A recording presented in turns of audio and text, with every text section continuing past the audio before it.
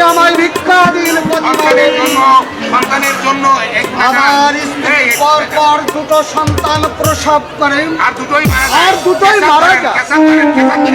সন্তানের জন্য স্ত্রী প্রায় উন্মাদের মতো। তাই ডাক্তারদের নির্দেশ অনুযায়ী আমি একটা ছোট বাচ্চা ছেলে খুঁজছি। আপনার যন্ত্রসাদ বংশধর সবাই খোঁজটা দিয়েছে নাকি? কল্যাণপুরে বিশাল জমিদারি মা জন্তুই হবে তার একমাত্র ওয়ারিশ।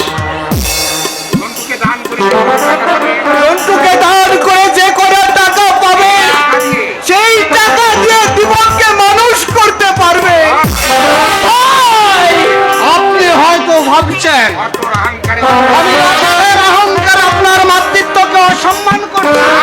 না প্রতিমা দেবী, আমারও স্বামী নয়। আমার স্ত্রী ছেলে পেলে রোগমুক্ত হবে ঠিকই, আপনাদের দারিদ্রতার কিছুটা লাঘব হবে। আপনি আমাকে একটু ভাবতে দিন মণিশঙ্কর বাবু। আজ থেকে ছোট্ট আমার পর হয়ে যাবে, আর আমি ওকে কোনোদিন দেখতে পাবো না। ভাবতেও যে আমি কান্না পাই।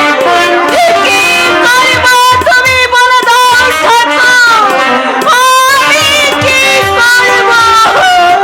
আমি কি করবো?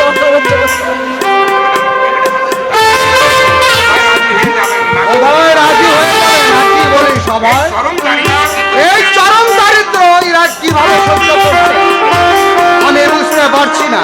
বাবু কারণ থাকে না,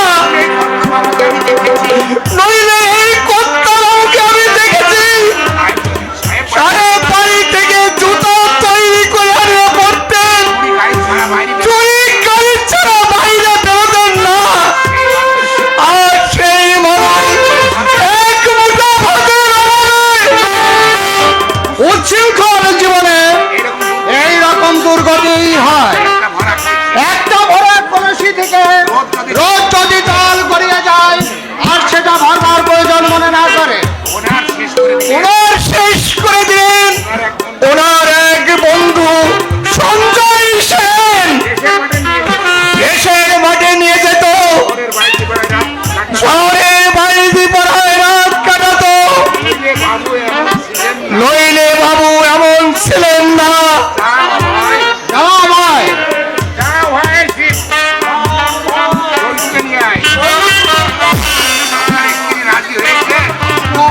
রাজি হয়েছে?